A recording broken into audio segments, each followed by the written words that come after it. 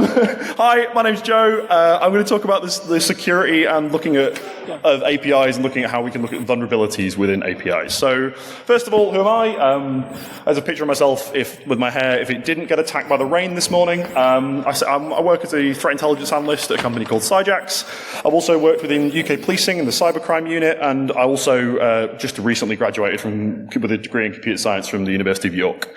I've done things like threat intel, pen testing, security research, and I like researching things like threat actors, things that are going on in blockchain security, as I seem to talk about probably too much. So what is an API?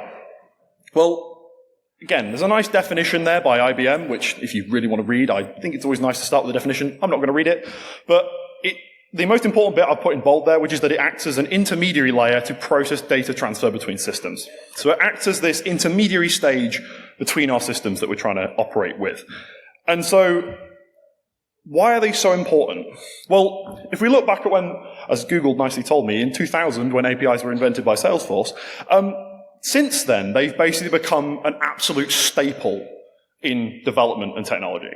90% of developers in 2020 were using APIs as part of their projects. 70% of developers are expected to use more APIs in 2023 than they were in 2022. And 40% of companies now have over 250 internal APIs as part of their tooling repertoire, which goes to show how important these are as a sort of part within this ecosystem. So, I'm pretty sure everyone knows what an API is. I thought I'd put the slide in anyway. It's not padding, I promise. Core components of an API. So you've got a client makes a request.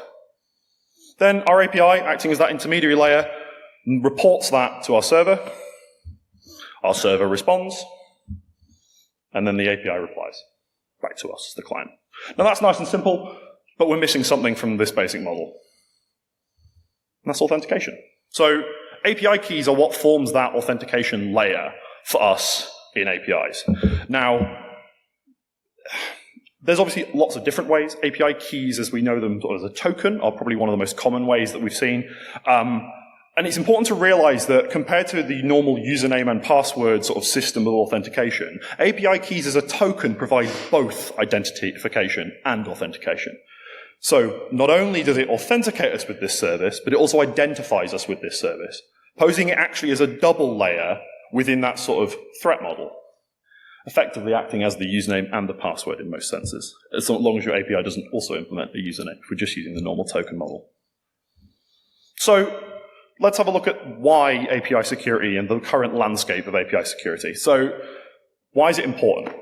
Well, as APIs become more connected as part of this infrastructure in the sort of the technological world, it's important that, again, they're built in this secure manner. Now, 94% of people, Salt Security, do an excellent report on API trends, and I could come up with my own numbers, but their numbers are excellent. And in their report, they found that 94% of people said that security problems were happening in APIs. And that's a very large number. And given when we look at how security reports are being reported, it's important to note that also that number, to admit, hey, we've had our APIs compromised, is a really big and quite scary number. They also had sensitive data exposure, which is not good either. We'll look into sort of some of those vulnerabilities and why they cause such effects later. But again, nearly a third of that it's not great. And when we've got 17% suffering data breaches, which are then getting propagated through marketplaces and then your data being sold, that again poses almost another level of threat. So, why? Why as a threat actor would I look to target APIs? Now, I think there's three main reasons when we look at this. First one, it's a great external endpoint or an access point. Quite commonly, because of the way APIs are, we need them as these external endpoints where people can connect to it from an external entity to interact potentially with the system. Now, often, if we're looking at sort of external endpoints within systems that you may be managing, the security of those is quite locked down. You might have one specific purpose for it or one specific usage. We can lock it down to really specific things. We can add all the extra things. But the problem with APIs is because of their larger scope. They're expecting users to input things. There's potentially, you're exposing that now to user input, and almost intended user input, rather than the normal external input that's usually, maybe there's not expected for tons of users to be putting things to it, but users are meant to be putting maybe tons of different information, and that's expected, and there's also lots of scope for potentially what it's interacting with internally as well. And the other thing is this threat of zombie APIs. And this is becoming more and more of an issue as APIs now start to become almost dormant. We're having developers build APIs, and then they become part of an infrastructure, and then developer leaves the company, and now the API is still there 10 years later. And this zombie is now living in our network. Nobody can really, it's difficult to maintain. There might not be effective documentation.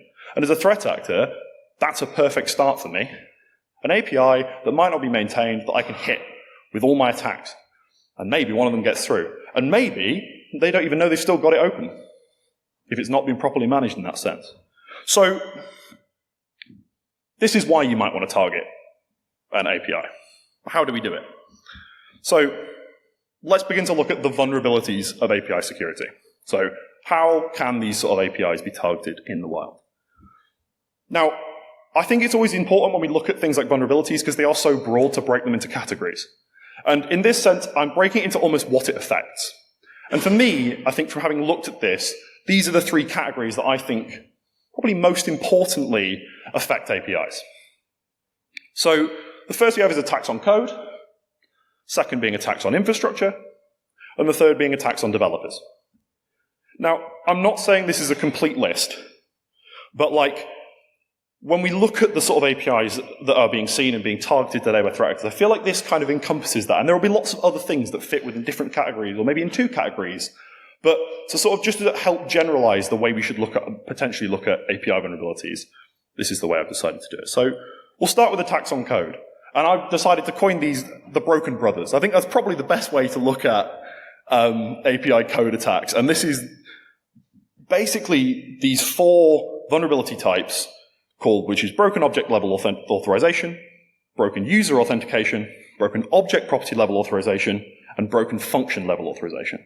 So while these all sound very similar, and don't get me wrong, they are, they also occupy the top 4 of the 5 on the OWASP top 10 API security list in 2022, I think it was, 2023. But also in 2019 as well. Like, these are seriously some of the most important things. I think so when we look at attacks on code, these are the ones we should be going to. So what are they? So broken object level authorization is targeted through manipulating request parameters. So, for example, ID numbers are probably one of the most famous ones. API takes an ID number for an account. What stops me changing my ID? What if the ID of 0 is the admin? How can I change that? Can I access new information? And does it respond with that information, not checking how authenticated I am to see that? Now, that also comes under IDOR, which is a much broader sort of vulnerability category, but it's kind of also in a similar, more in the API sense. But the idea that we can manipulate those IDs and potentially gain new information. And this kind of comes in APIs due to this problem of client state tracking is really difficult. Because as an API, I have tons of clients connecting to me all the time. They've got a token, and that's really useful. But how do I track the state of them? What are they doing? Have they changed their authorization? It becomes quite hard because we've not got this constant connection of authorization that I can use to track that state. Then we have broken authentication, probably the most simple of the lot. It's just the inherent exploitation of these authentication mechanisms put in place to allow us to access the API. Now, this happens again with passwords and all these other things as well. But in APIs, again, because we sometimes have this singular token, we're not required to find identification and put authentication. Because if we can get that token, we can get both. So we can compromise tokens through fuzzing, we can do it through side effect analysis, and basically assume permissions we weren't allowed to gain. We then have broken object property level authorization. Cracky, I'm not going to say that one later. It's a combination of two vulnerabilities, which I think is the best way to explain it. It kind of got combined a few years ago, and it's the combination of excessive information exposure and mass assignment. Now, you can kind of imagine this vulnerability as almost like the opposites of each other now as the same thing. Either my API exposes a lot more information than is necessary, or allows to process a lot more information than is necessary. So this is quite common, for example, say I want just a specific number, maybe just the length of a number of items in the database. Sometimes it might be the case that actually the whole database is returned as part of that query, and the length parameter is at the bottom. And on the client side goes, let me get the length out of that JSON object. If I look at it, I can see the entire database is in there as well. Now, it sounds like silly, but I've seen that happen. The other application also processes more information. The API says, oh, you can put these two parameters in. But if you start fuzzing parameters and realize, oh, it actually takes other ones that they just didn't tell you in this security through obscurity, potentially, and start allowing me to actually forcefully process more information than it required. And again, the fourth one is the broken function level authorization. Similar to our first one, the object level authorization, but in this thing, we're not changing IDs, but we're actually almost finding other endpoints on the API. So, for example, again, because of this difficulty sometimes in implementing a proper authentication check, sometimes too difficult, it's easier maybe just to have a user endpoint and an admin endpoint. And we'll tell the users to go to user, and we'll tell the admins to go to admins. Cool. Nobody will know about that second one until you start fuzzing endpoints, and suddenly you're getting a response that you didn't expect. Now, if the endpoint is found, by that point, if there's no extra authentication and levels on top of that, it can be trivial. Because again, we're relying on that obscurity, security through obscurity problem again. So then we move to the attacks on infrastructure. Now, again, I realize some of these are sort of attacks on code as well, but what the massive impact is actually on the servers itself mostly. So we have the two that I think are most prevalent, which is we have denial of service attacks and we have forgery attacks, as well as like a host of other ones as well. But these are the two that I think really stand out as the most important. And the key thing about this is we're trying to abuse the server behind the API. So the API can still function normally, but if we can get maybe access or abuse against that server behind it, what else can we do? So I'm sure everyone knows about denial of service. Now, distributed denial of service attacks and all that sort of stuff can affect APIs as they can. You can send thousands of requests just at an API and try and shut it down by hogging all of its bandwidth. That's possible. But they also have their own specific API-relevant DDoS attack, which is known as unrestricted resource consumption. So the simple attack methodology, send request to API, go to step one. The idea is that we can use up all the resources it has available. Now that might be in potentially its CPU processing power, its memory. If I'm telling it to store data, potentially, can I fill up its entire storage devices by filling it with files and filling it with information, getting it to process more than it should? So it's no longer just hitting the endpoint, kind of fill up the bandwidth of the endpoint. Can I actually make the server behind it fall over because it can no longer process the requests I'm putting through the API. So exhausting those resources allows denial of service. Then we have forgery attacks. So again, the whole point of the forgery attack is we're trying to, again, assume or pretend to be something we're not. And in APIs, that manifests as server-side request forgery, or SSRF.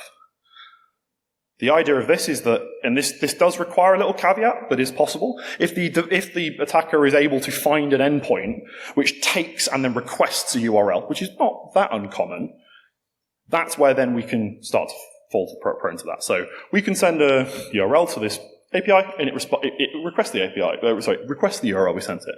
Now that inherently sounds pretty, it's not a genuine threat initially, but then when we start to look at what that can be used to do. So the common one, and one of the most sort of prevalent ones, and the reason this can be an issue, is internal services enumeration.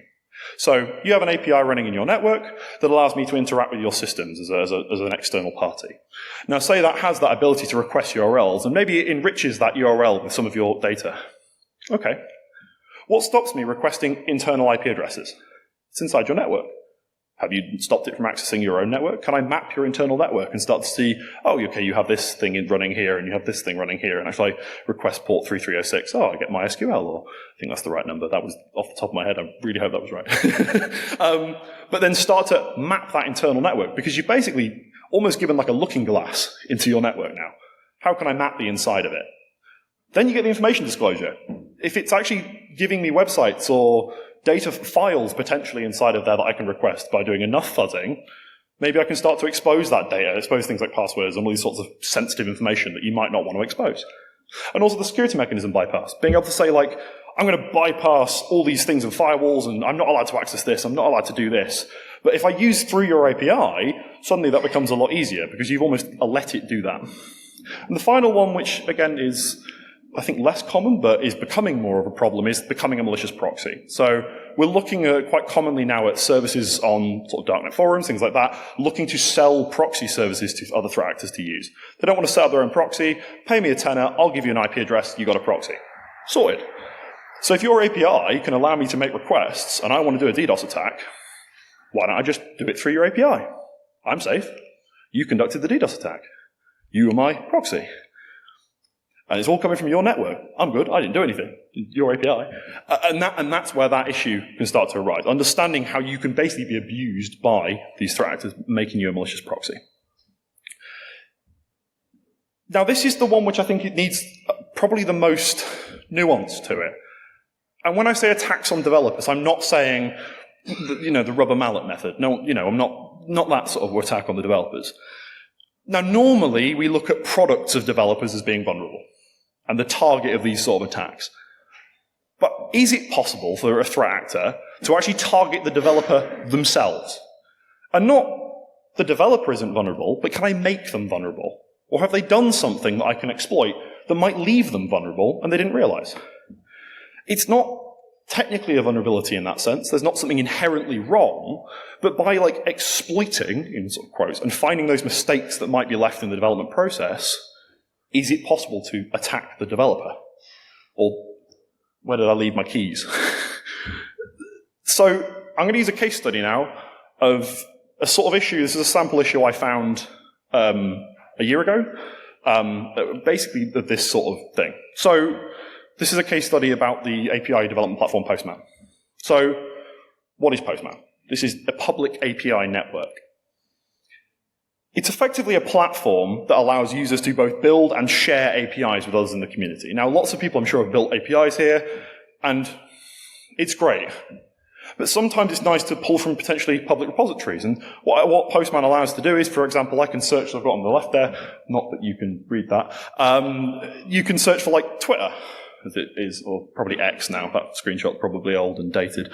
But I can search for that, and Twitter has their own API made by Twitter developers, and it shows me exactly how to integrate with that, which is a great resource as a dev, because now I can start to build those third parties in there simply, and I'm not having to implement my own methods, which again might leave me vulnerable if I start to try and sort of botch a job together when somebody's done a really good one and they've published it together. But that also means that normal developers can share their APIs, and so it's done through this network and almost like a repository style sort of community. So what did I find? So I was trying to work out how the Telegram API worked, and I couldn't for the life of me work out how to do it. And I remembered Postman had this searching ability. So I went and I was like, cool, let's see if anyone else has implemented a Telegram API. And they had. The only problem was they'd also just given it to everybody else. The bot token was there and the chat ID was there. With those two pieces of information, you click send, you send a message to their Telegram channel. Every piece of information they needed for that API was in there. Now why? Well, because if I'm building these APIs and testing them, I might need to put that information because I can actually run these directly from Postman. And so this information might be there for testing. The problem we found was some of these developers didn't realize how public what they're developing was. Or if they did, they might not have realized how many people could look at it. So we have other examples. Now, Telegram API, okay, I can send a message. Google OAuth keys, though, that's not as ideal. There was quite a few of these. Just searching things like Gmail would return lots of things where people have implemented, how do I send an email through an API? And they've left in the variables their API key and their OAuth key, and suddenly, oh dear, and then you look what OAuth provides, and now suddenly there's a lot more I've got access to. Again, because of that identification and authentication, if it identifies and authenticates me on multiple services, you've got an almost like pseudo supply chain problem now. It's got its own supply chain, which, we'll think about that now. It's only 10 in the morning. But then what was more interesting, and this is what sold me on it, was that actually one of the most popular terms I found was my workspace, like testing environment. And inside of this example, these were all from, again, you can't read those because the resolution's not great. But inside of all of those that was one repository or workspace. And inside of that was Salesforce, LinkedIn, and Dropbox. All three with all the keys that would be needed to send that message. All just left there in plain text. Now, this is what I mean by vulnerabilities to developers. I'm not attacking a developer. But if the developer's going to leave themselves exposed, knowingly or unknowingly, there's where my issue falls. So we contacted Postman. We reached out to them as my company, Syjax, in October 2022. And I'd like to say they were extremely receptive and cooperative in helping us with this issue. Very quickly, they realized this was a problem and that people shouldn't be incidentally or on purpose sometimes just because they're not, I don't know, there's a development, well, nobody's going to see this, it's just my OAuth key, who's searching them? The other thing also to bear in mind as well that was a slight issue, just to go back to some of these, is that because these are publicly searchable, some of these were indexed by Google, which means you could also search on Google for Gmail API site equals postman, or site colon postman. And suddenly now I can search it that way as well, which also is not great. But yeah, we reached out to them and they were really useful in providing us feedback. Since this, I'd like to point out that they have basically the prevalence of this sort of stuff has massively reduced. They basically have a new thing called the secret scanner, and that has helped to massively reduce the prevalence where workspaces are being left vulnerable. And I just, again, leave this here, but a thanks to them, because they were very cooperative and very nice. And again, thanks for helping to protect API developers, basically. So what can we take away from this as a sort of whole? And this case study, I suppose. Well, there's two. We have lots of these platforms that we use to develop things as a developer or trying to help build these, and they have tons of these potentially for development mechanisms that make it so useful and easy and effective to develop. Lots of them also have these services to help you stay secure. Now, the problem is there is always this triad of sometimes making something more secure makes it a lot harder, maybe less easy or simple. And that's not always the case. But it's important that we do utilize these tools and protection mechanisms. Because without them, that's where then these attacks on developers begin to show themselves. The second is also just more about that communication, is around that responsible communication. Now, I was 20, I think at the time, 21, and we sent an email and I was like, this is going to be scary. But it wasn't. And it's important that we realize that with this responsible and understanding between researchers and these big companies, real changes can be made. Impacts on the whole security community can be made when we approach these things in the correct way. So, I'm wrapping up now, which is good, because it means I'm not overrun at all. I just underestimated how long this talk was going to take me, so. But let's have a look at some of the conclusions we can take away more generally about API security. And again, there was 3 categories, so I think I'm going to boil this down to 3 points. My title is really the answer. It is a pun, but, the security is key. It is absolutely vital when we're developing these APIs, no matter who you think is going to use it, or how public it might be, even if it's just internal. There's nothing to say if you leave the company, someone else says, oh, this would be really useful to put externally. You don't know. So it's important that, first of all users and of all technical backgrounds are aware of the threats posed to APIs. Now that's important because lots of people in this room, I'm sure, understand everything I've just talked about with broken object function authorization and all these long words. But if I make it really complicated, APIs can be used by anyone. Normal people just be like, oh, I'll use this. And I feel like in the sort of wider security community, things like username and password authentication, we've got into the public consciousness now that you look after your passwords and your username, that's okay. I don't know if we're the same way with API keys yet. And I'm not saying we are or we aren't, but I don't know if we will, because the public consciousness, me speaking to my dad, I don't know if he knows the word API key. If I gave him an API key, would he know to look after it? He barely knows to look after his own password. Sorry, Dad. But no, he does, because I tell him very regularly. But it's important to make sure that we are treating those API keys in that way. And that's why it's important to ensure that they are generated and stored securely. Because then we can prevent this unwanted impersonation and the unwanted authentication as well.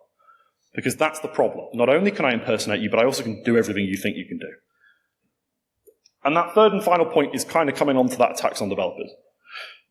If it's built, security is built in from those initial stages. It doesn't matter if you're deving an API with a single endpoint that only you use and there's a single key. It doesn't matter. Who's to say in 5 years' time that doesn't become a core API? Because we found a bit of bootstrap code and we can use that. It's important that no matter the size or the scale of those sort of API projects, that security is there throughout. Whether that be through the platforms you use and using those security mechanisms, or just in building in good practice and understanding that's there. Yeah, that's all from me. Has anybody got any questions? Go for it. Is there a microphone? Have I got to do the other? Oh. Have I got one? No. Oh, he's come around. Sorry?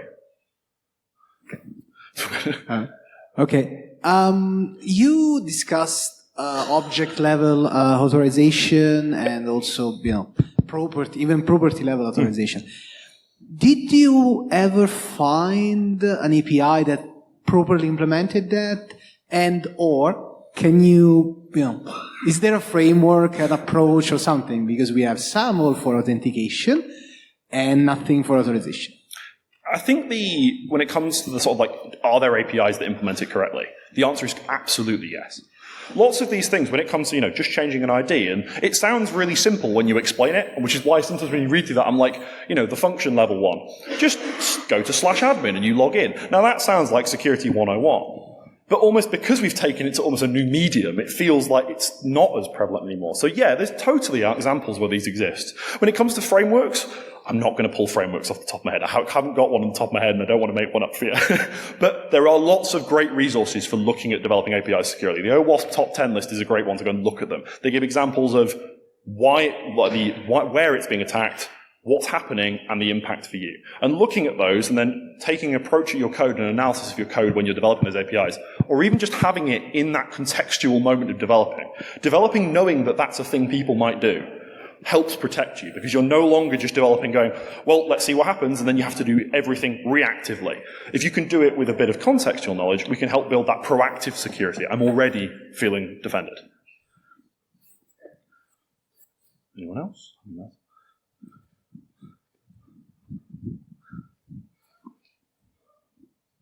Hi, thank you for the nice information. So if you just said about in the development cycle and the developers are developing the APIs, visibility about the main contextual business logic vulnerabilities, which is the top 5 vulnerabilities of WASP. So how can we provide that? How do we empower the developers to actually themselves find it rather than security folks finding it? See, that's a really great question, and I thought I'm sure the microphone did pick up. But you're absolutely right, because this separation of the idea of we have developers and we have security people, that almost builds this big segregated wall and begins to silo our teams. Now, because 2 reasons. A, it means our security people go, well, I don't need to worry about the code, that's fine, they'll do that for me. And your developers go, I don't need to worry about security, I'll develop it, they'll find that for me. Building that siloed approach is absolutely going to lead to problems, because then you have to communicate. And honestly, that's probably the hardest part, ironically, with APIs. So actually building security awareness and helping developers realize that, by building in that security, it's not the responsibility of some security person. It probably is as well. But understanding that all of us have that part to play within that security landscape and life cycle helps massively benefit the sort of wider scope, would be my answer to that. And I think while it's hard to do that, I think making that realization and helping developers, almost empowering them to believe that they understand these things and helping give them that training to make them feel they can do that is absolutely where you need that. And that's not to say that you don't need security people giving that objective view. Because I've written code where you look at it, oh, that's perfect, I wrote that, and someone else looks at it and they laugh at me, right? But having that inherent understanding of security while you're developing is such a brilliant piece of context for developing, really. Very interesting. How transparent should product providers be of the APIs they are delivering to their customers? That's a great question. Oh, you put me on the spot there. I think it's important. And that doesn't mean I think they should, there's always the argument around like code, open source, and I'm not going to go into that because that's a whole talk in itself, and no, I've got 4 minutes, I think. But what I think is important is when it comes to that transparency issue, understanding potentially not only when I send data, what's happening, and it almost again like looking at those the 3 stages of what am I sending, what's it processing, what am I getting back. And sometimes as a user, then I can understand why you're processing it in that way. What's being processed? How is it being processed? And by producing proper documentation, like some of these platforms like Postman allow you to do in a really effective way, to be fair, you can start to, as a user, go, I now know exactly why I'm doing that, how that's working, and why I'm sending all this information. And that transparency as a user allows you to build your security posture. Because when you're using these APIs, they are a third party. They kind of build into that security landscape you've got to worry about. And if they're not transparent, it's just, I send data, I get back data, this is the black box, you can't manage that risk and that security in there. So it's important that there is a level of transparency to the point where you can manage the risk and actually build it into your threat model. But again, to the extent that that goes, I think that's more dependent on your own personal risk model. If you want full transparency of all code, all endpoints, all processing at all times, absolutely, that's part of your risk model. But I would say that's almost, again, it comes back to what's your personal threat and risk model as part of the project you're developing. One last question, a quick one. I mean, nowadays GraphQL has been adopted. So what do you compare informal?